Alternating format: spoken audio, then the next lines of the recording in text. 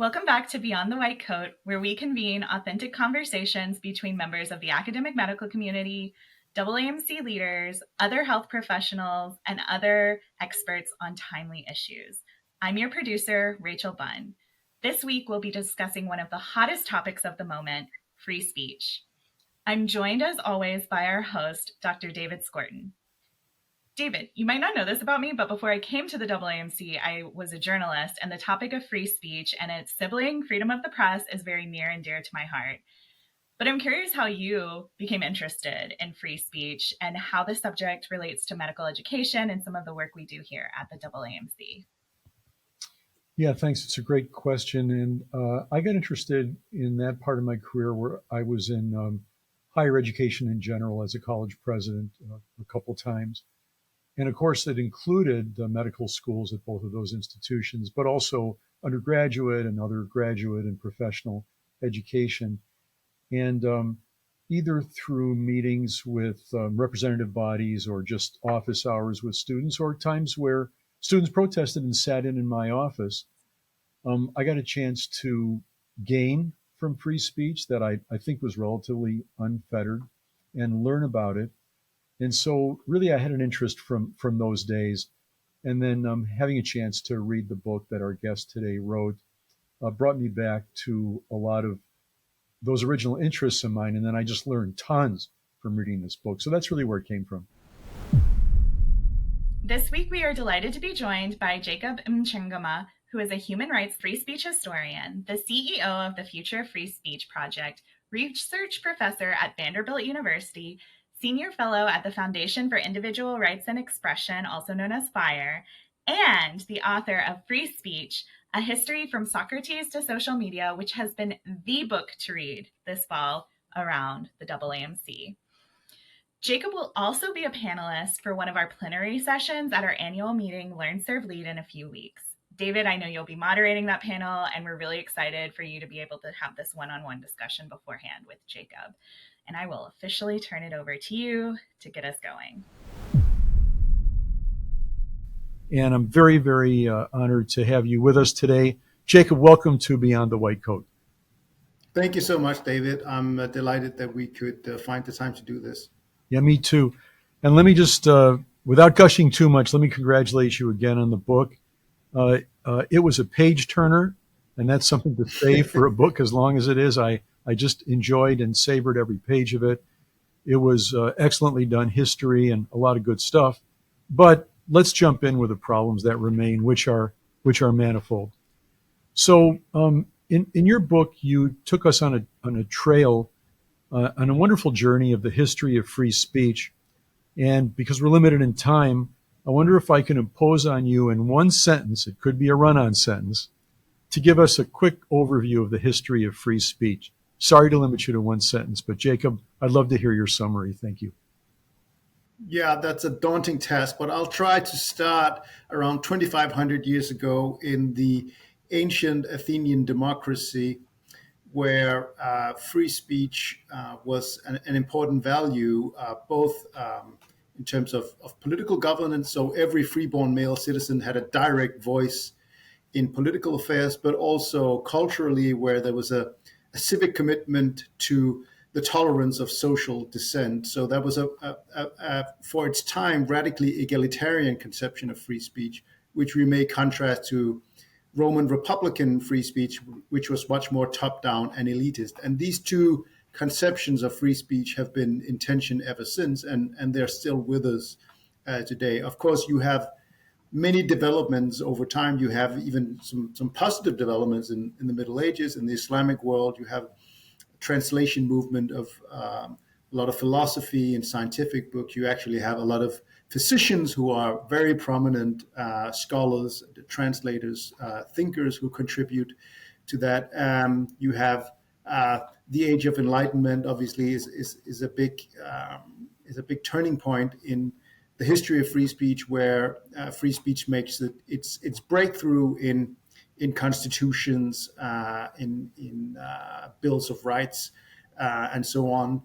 And then you have really the great moment for free speech, which I think is the 20th century, sort of the latter half, where you have free speech optimism, but which has unfortunately receded. And right now, I think in the 21st century, we're living through a free speech recession, both in terms of a rise of authoritarian states, a lack of belief in free speech in open democracies, and an erosion of the underlying culture of free speech. So I don't know if that did justice to the history of free speech, but it was at least some points in a very long journey. Jacob, that was a cool run-on sentence. I mean, it wasn't a Faulkner novel, but it was right up there. I really think that was fantastic. Thank you. And let me ask you, while we're on the historical aspects, in your book, you talked about certain, how can I put it, the sort of technological advances over time. And one of the ones I found most eye-opening, which I think bears some relevance to the current age, was actually the invention of the printing press. And can you comment on that just briefly? Yeah, so the invention of the printing press is a huge game changer. In certain ways, we're still living with the consequences of that. And in many ways, so one of the ways where the printing press really becomes what many scholars have called an agent of change is for the Reformation. So you have initially the Catholic Church is quite thrilled about the printing press because you can now you can maximize the output of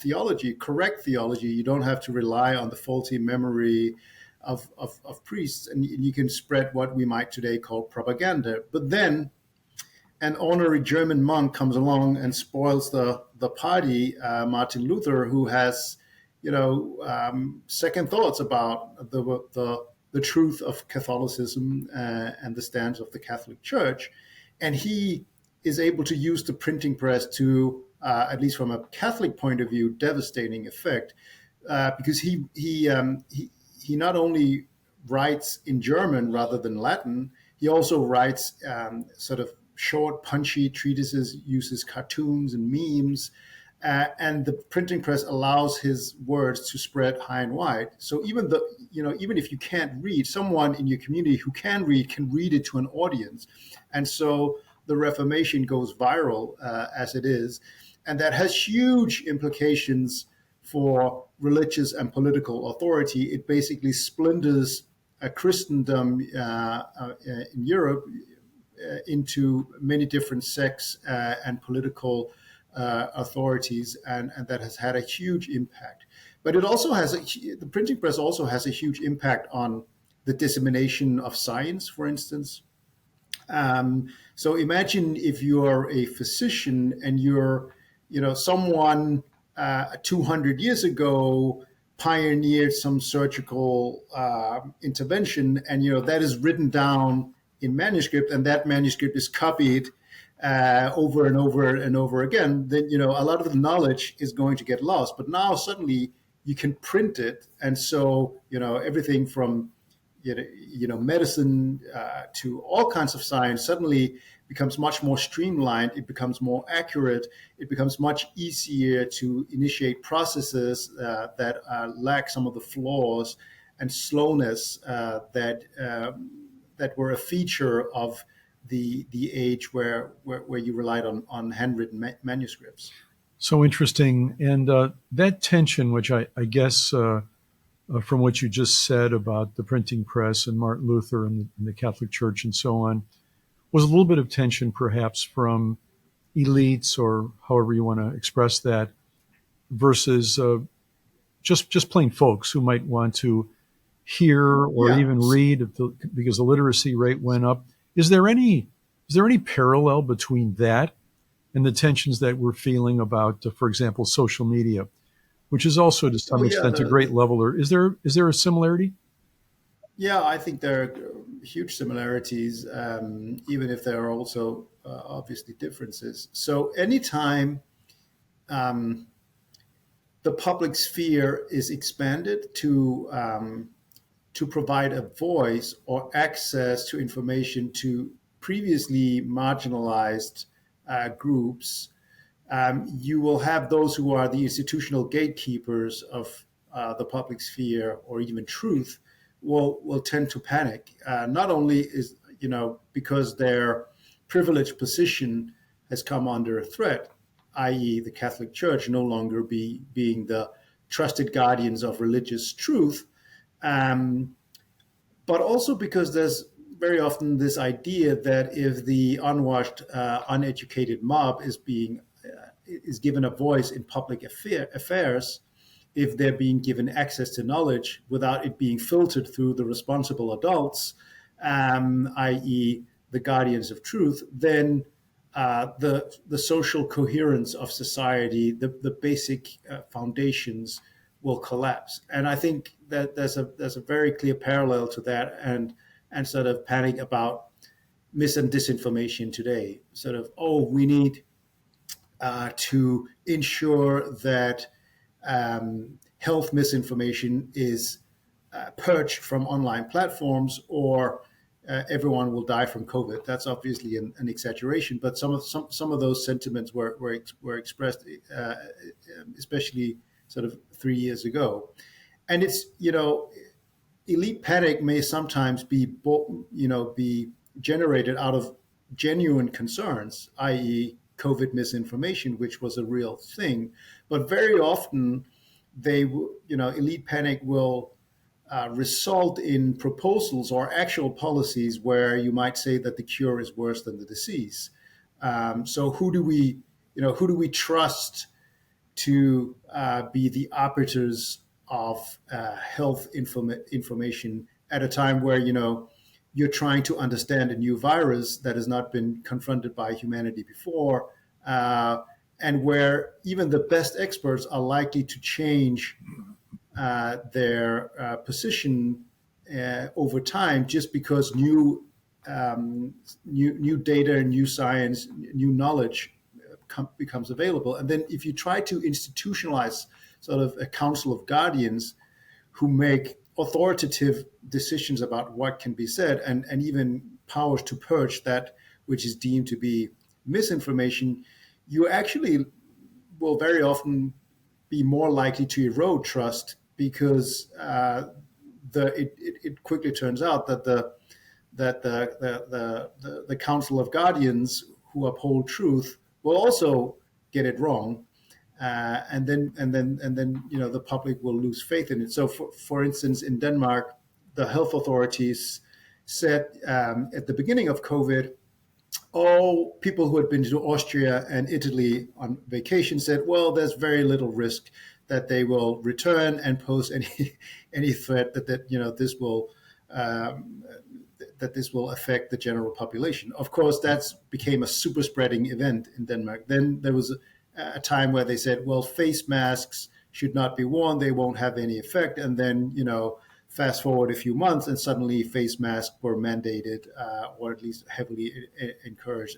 And this was obviously not because Bill Gates had imposed an agenda with George Soros through the use of 5G towers around the world. This was because genuine experts, changed their opinion based on new data and new science emerging, and which again depended on the ability of scientists around the world to contribute through open debate and open science. Well, thanks in passing for debunking that 5G conspiracy theory. I really appreciate that. And I must tell you, it's fascinating. I struggled early in COVID just by the nature of our association.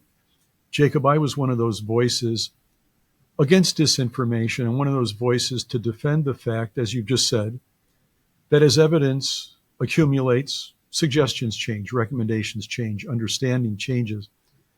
But I think an underlying theme that's important, and thank you for getting us to jump in with both feet to the world of medicine, am I detecting a preference on your part that all things being equal, the more free speech, the better, or the more free the speech is, the better? I think it's impossible to make sort of blanket statements like that. Free speech is an experiment. My reading of the last 2,500 years of history is that societies where free speech is a core component tend to do a lot better on a lot of parameters that people in free societies, when it comes to equality, prosperity, knowledge, individual freedom, tolerance, and so on. I think they're heavily correlated with free speech. But it's also true that free speech can lead to harms. I'm sure there are probably people who have died of COVID and other diseases because they were convinced of some bogus conspiracy theory that they encountered online. The same way that there are people who become members of cults or other things and do harm to themselves or others. But I think we rely on free speech to be able to counter such narratives, and I think that you need free speech, open dialogue, and inquiry to foster a society where a critical mass is more resistant to conspiracy theories than people who grow up in countries where there's an official truth. And I think, again, if health authorities, for instance, have the courage to admit that not only do they sometimes get it wrong, they're likely to get it wrong, and getting it wrong is an inevitable part of science. Then I think they might avoid some of the backlash because I think there's a tendency, especially during a crisis such as COVID, to say we're the authoritative experts. We come up with these recommendations, and then we can't go back and change them. So it would be better to sort of disappear some of the criticism. There was just a recent decision by the Fifth Circuit Court, which said that the White House, the Surgeon General, CDC, had put undue pressure on platforms to remove, among other things, health misinformation, and that violated the First Amendment. And I think right now those who are sort of lack trust in institutions will go back and look at that decision by a federal court and say, look, you can't trust federal agencies; they're lying. And so even though there was this was not sort of a big conspiracy theory to sell the American public on a big lie or to advance the agenda of big pharma to experiment with vaccines on the population, that narrative can build on little nuggets of facts due to those policies, which I think then have shown to be counterproductive. So I think it's incredibly important to be humble when you're an expert and sort of say, what, the fact that we have incredible scientific knowledge in healthcare, for instance, is due to a lot of brilliant people who were wrong, who were ultimately shown to have been wrong, at least by the standards we have today, and very likely a lot of the things that we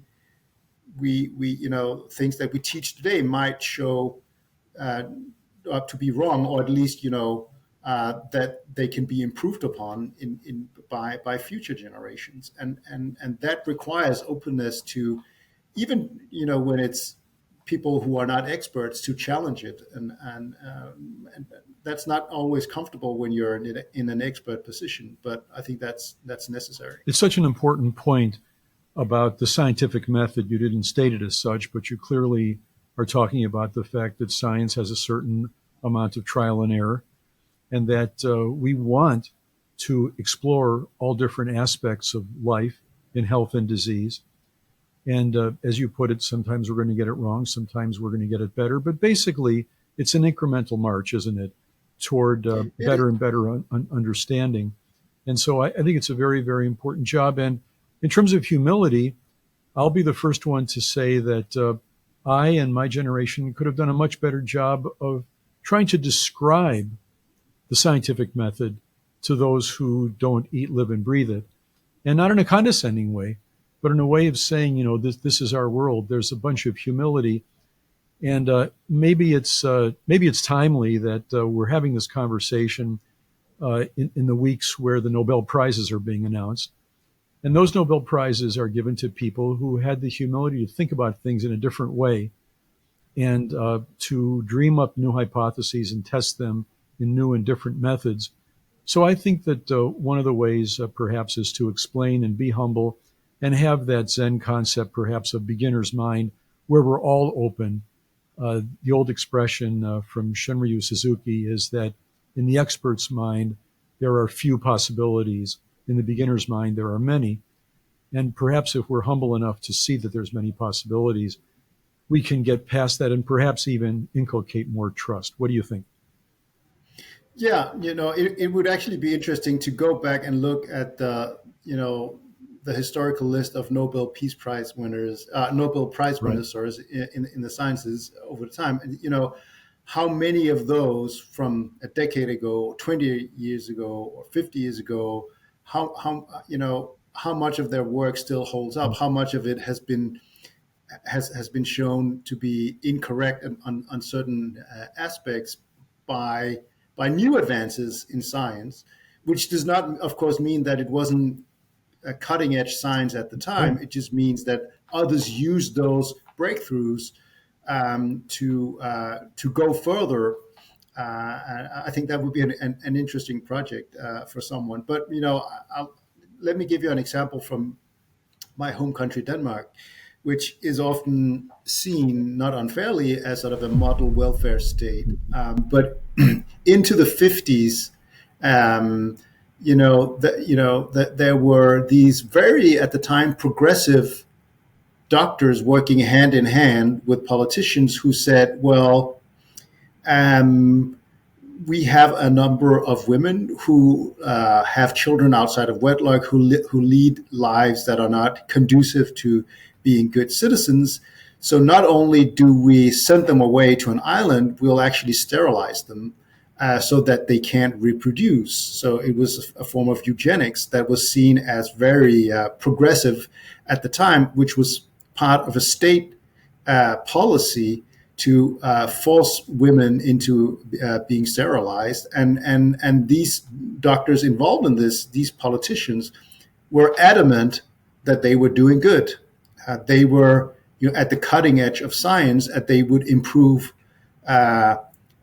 society for future generations by restricting the ability of these women who were seen as problematic to reproduce.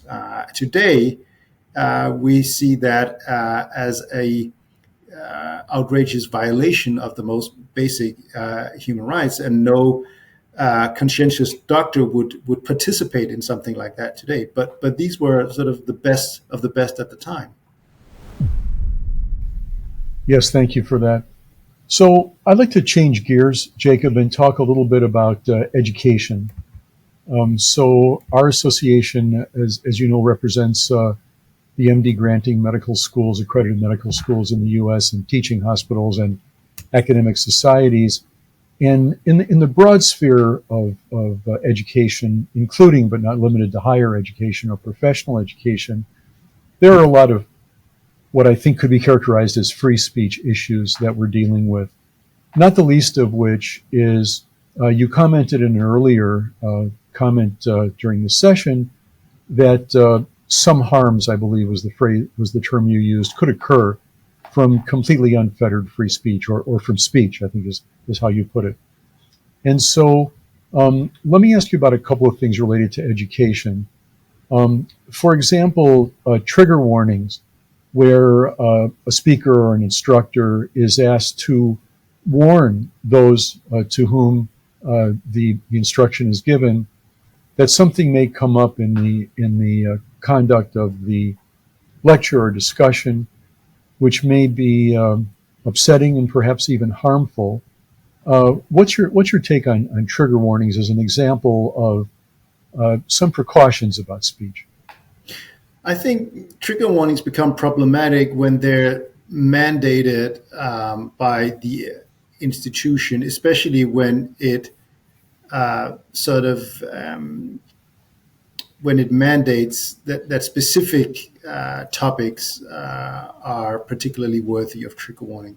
I myself have suddenly, at times said, to students, I'll show you something which may be disturbing. So I think, the discretion of the individual lecturer, I don't see that as necessarily a big problem. I think the problem is when trigger warnings come to entrench a particular viewpoint that that the institution as such, for instance, a research university says goes against our values or whatever, and especially when it becomes sort of politicized. That's where I think. And then there's I'm this is just my maybe faulty memory, but I think there's been research which suggests at the very least that trigger warnings are maybe counterproductive. The stated goal of them, so they don't have the intended effect on students and may actually make things worse.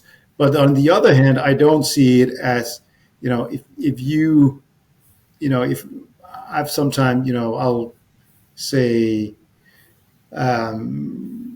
show a slide from the Holocaust or whatever. I don't see a problem with a lecturer saying, well, I'll use some imagery or wording that might that you might find disturbing. Let's take a different take on the educational issue or issues, and that one would be disinvitation of speakers or interruption of speakers. I'm seeing a whole variety of responses when speakers are invited or actually come to campus. For example, not showing up for the speaker or walking out during the speech seems to me a reasonable form of protest, something where we have a proud tradition really in around the world. But situations in which those who disagree make it impossible for the speaker to continue is more problematic in my own thinking. And I'm curious, since you're a student of it, what do you think about the whole breadth of issues and circumstances that I'm referring to? Yeah, so very often, though, the debate about cancel culture, I hear sort of the counter argument against those who worry about cancel culture is that it's consequence culture, and people will say, well, those who are against cancel culture are themselves trying to stifle free speech, and it might be that some are, but what I think there's a huge difference between reacting to ideas and speakers you disagree with counter arguments or sort of non-disruptive protests. For instance, if you stand up silently with a placard in a lecture hall, that might not be disruptive. I think that's fine. Or if you symbolically leave, I personally prefer to stay and listen to the argument to see, to find out if and I disagree, how I disagree, what are the best counter arguments. But if you silently walk out, that's reasonable. If you vehemently criticize or mock a speaker, that's also fine. That's free speech. But if you persistently heckle and shout down a speaker, then you're not only disrupting the ability of the speaker to speak, but you're actually also interfering with the audience ability to listen to that speaker. And some of them might share your concerns. They might have say, you know what, I don't like this speaker either, but I actually want to be able to listen to what they say, to see, do I disagree 100%? Do I disagree a 90%? Are there actually ideas worth engaging with? Are there ideas that mean, where we could find some common ground? But you need to be able to listen to people and when you're talking about universities and colleges, if those institutions shouldn't be open to various different viewpoints, then what's the point? Would you if you were a freshman and you had the exact same ideas about the big questions in life as when you graduated, as when you enroll, why would you pay um, today ridiculous amounts of money to go to a college if you already were so certain about your worldview about what's good and bad, what's right and wrong. So I think it's almost a cliche, but it just seems so obvious to me that universities and colleges should be places for robust, open debate and dialogue. Yeah, I personally sure agree with you from my own experience in higher education, even from a slightly different angle, and that is I learned from the learners, from the students, when I used to have student office hours as president of Cornell, for example. I saw how much students learn from each other, of course, with all deference to professors and all the incredible knowledge that we try to impart.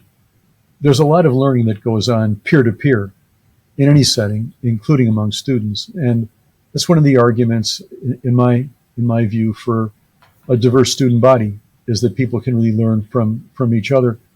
So along the logic that we're following in this line of discussion, what about speech that crosses the line, by someone's estimation, into hate speech? Should that kind of speech, be interrupted? Well, one of the problems with that is that the definition of hate speech is very subjective. And once you have speech codes in place, they tend to reflect power. So this is one of the ironies of these. Very often I hear the argument that, oh, free speech entrenches unequal power relations, and free speech is weaponized against minorities, which, in my opinion, is a complete misreading of history. I think free speech is one of the greatest the greatest engines of human equality that our species has ever stumbled across. And I don't know any marginalized, oppressed group that has successfully managed to counter systematic discrimination, marginalization, without resorting to speech, through protest, through civil disobedience, through speeches, and so on. But if you have policies in place, they will need to be defined and enforced by someone, and those will be the ones in power. And therefore they're likely. So if you look at elite universities in the U.S., they are probably likely to be some of the least racist institutions in the U.S. and institutions whose students, faculty are the most committed to equality, racial justice, and so on. And therefore, hate speech codes at such institutions are likely to be very, very broad. And I think we've seen that in instances. On the other hand, go to Florida, where you have, and a number of other mostly Republican states, where state governments now are adopting laws against so-called divisive concepts, teaching divisive concepts in higher education even. And so this can be sort of, American history, where you're not allowed to spend too much time on slavery and racial segregation or genocidal policies against Native Americans. And when you look at these laws, they are actually very similar to hate speech laws, in the sense that they say certain things are hurtful or harmful, but they're just the distorted mirror image of hate speech laws. In a broader, going outside of academia, I would say that hate speech bans and restrictions on what we might call extreme speech have very often been counterproductive. I talk in my book about the so-called Weimar fallacy. So the attempt by the the fragile German Weimar Republic to counter Nazism and communism through ever more censorial laws to protect democracy. But these laws made martyrs out of monsters. So Nazis were frequently prosecuted, put in jail, their newspapers, publications censored, confiscated. Hitler had speaking bans and so on. And ultimately, the Nazis, when they came into power, used these emergency laws adopted to defend democracy. They used them to abolish the very democracy they were supposed to defend. So that's a very dangerous thing. So I think, it's good to operate with the philosophical notion of the veil of ignorance. Like, would you support sort of from the philosopher John Rawls, sort of, would you accept free speech restrictions being adopted by a majority if you did not know who would be defining and enforcing them?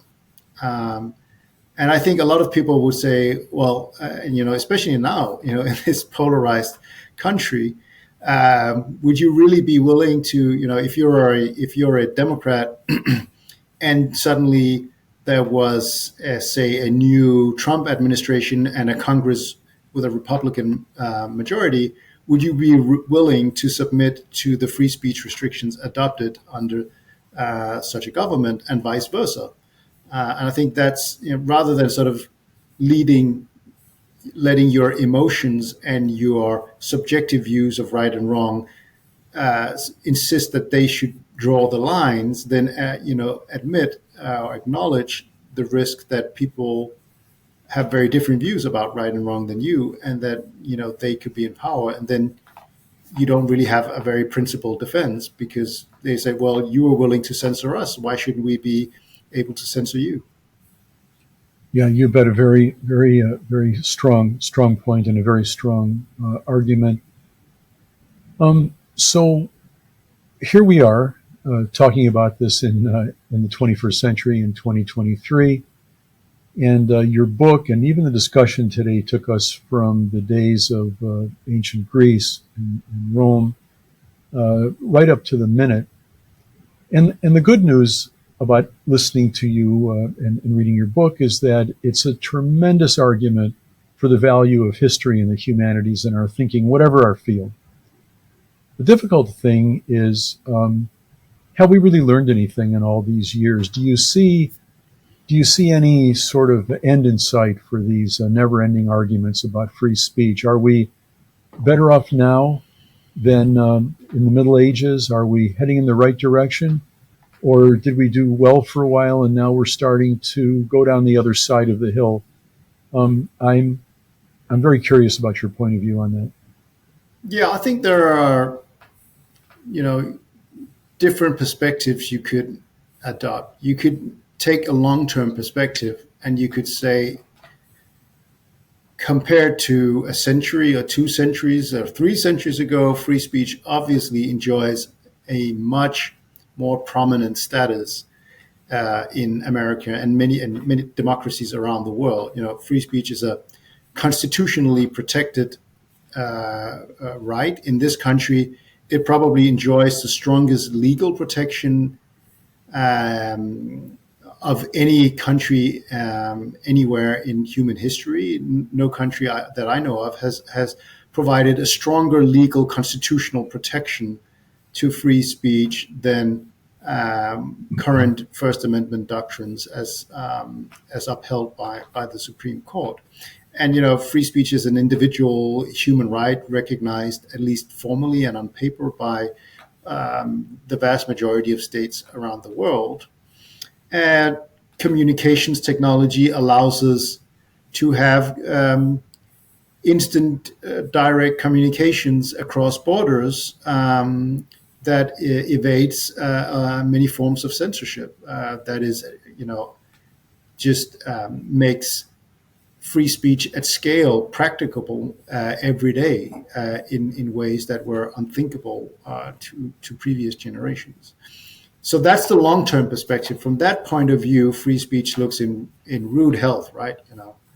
But on the other hand, I think it's also true that in many democracies, the trend for the past decade or more has been an emphasis on trying to rein in free speech, more and more laws, expanding banned categories of hate speech, now turning to disinformation, trying to impose top-down control of social media. Authoritarian states who at one point we thought would be unable to ever again use censorship due to the internet have reverse engineered the technology that was once seen as liberating and empowering. China is the obvious example, but China basically exports its surveillance and censorship technology to many other places in the world. And then and this I think is the ultimate threat, is that the culture of free speech, sort of the civic commitment to the tolerance of social dissent, is also facing a crisis in open democracies. And ultimately, it might be that the First Amendment today provides the strongest protection ever of at least political speech. But if generations at universities are being taught that free speech is weaponized against democracy and minorities, that the First Amendment entrenches unequal power relations and is endangering democracy, then I think it's unlikely that the First Amendment will provide the same degree of protection 30 or 20 years down the line that it does now. And there have certainly been many instances in American history where the First Amendment has not provided such robust protection, and where inconvenient minorities, whether African Americans, socialists, religious minorities, have been persecuted, even though the First Amendment on paper promised them equality and freedom. So that's my biggest concern. I still think there's a critical mass in this country and in many democracies who believe in free speech. I just think we have a real problem with the principal conception of free speech in a world where so much speech is generated and where you're confronted with so many instances of speech that you don't like. It becomes very, very challenging for the human mind to uphold a principled conception of free speech. And I think without a principled, robust conception of free speech, then free speech could wither away from 1,000 cuts. Well, thank you for a really terrific, robust discussion. It's wonderful that you've taken this on as a study and that you shared the things that you've learned with all of us. Jacob, I've read and heard you talk about free speech as an experiment. Can you expand on that a little bit? Yeah, sure. So, for a very long time of human history, you had kings and emperors who were seen as divine. You had religious authorities that could not be questioned. And so you had a very settled social and political order that provided some degree of stability and order. Free speech throws all of that into turmoil.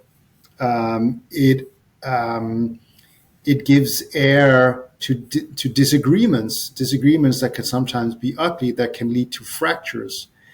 And out of that, good things have come. And, at least if you believe in democracy, freedom, equality, those values and the institutions that support them would not have been possible without free speech.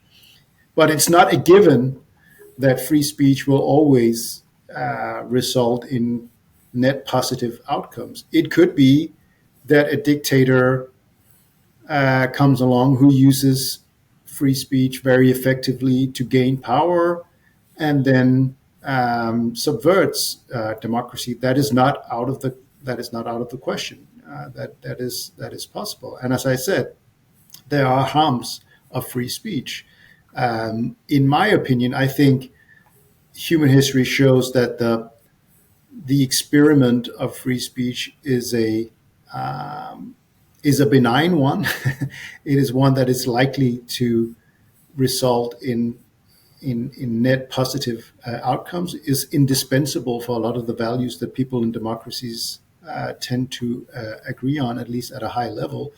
And I think that the history also shows that when free speech is taken away, a lot of bad things follow in its wake, from you know genocide to systematic oppression, and a lot of other bad things that we can't really imagine would happen when we argue for taking away a slice of free speech, but which I think ultimately is more likely to happen if we don't have free speech than when we do have free speech, however imperfect a value. I know we've had a lot of serious topics in this conversation, but we want to end on a high note and have a little fun. So now it's time for our favorite segment, Prescription for Relaxation. We all know that everyone needs to take some time to wind down and relax.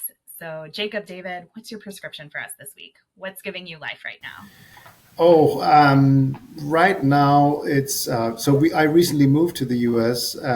Joined by my family, and right now it's giving me a lot of joy to see my son being successfully trying out for the varsity soccer team. But I also enjoy spending a lot of time with him playing Civilization, uh, this epic game where you grow a band of settlers into a dominant civilization. I wouldn't necessarily say that the strategy that my son and I adopt in that game is something that should be replicated. We tend to go for domination victories, but it's fun spending Yeah. time together. Does he ever let you win? We actually play together, so Uh-huh. we play sometimes as the Persians. Right now, since we're in the U.S., we play as America. But there's also a lot of history in it. It's a good way also to sort of, who was this world leader and what was this civilization. So I enjoy that very much. So, Rachel, my prescription is always related to taking up something new, a skill, a hobby, something. And I'm obsessed with my failed music career. So lately, I'm taking up learning a new instrument. It's a old, ancient, really Japanese flute, end blown flute called the shakuhachi. And a shaku is a length, a measure of length, about a foot. And shakuhachi means 1.8 shocks, so it's 1.8 feet roughly. And it's extremely hard to play, for me anyway. But I'm starting lessons on it, virtual lessons, and it's very humbling and it's really fun. And it takes me away somewhere and I'm able to focus on it. So that's my prescription. Try something different than your usual, what we call 9 to 5. Beyond the White Coat is hosted by David J. Skorton, and our producer is Zania McClendon. Our project manager is Brittany Loca. This episode was produced by Rachel Bunn and edited and engineered by Laura Zelaya. Elena Marinaccio is our copy editor, and D'Angelo Poe made all of our graphics. Our sound design is by D'Angelo Poe and David J. Skorton. Aaron Dillard provided additional support for this episode.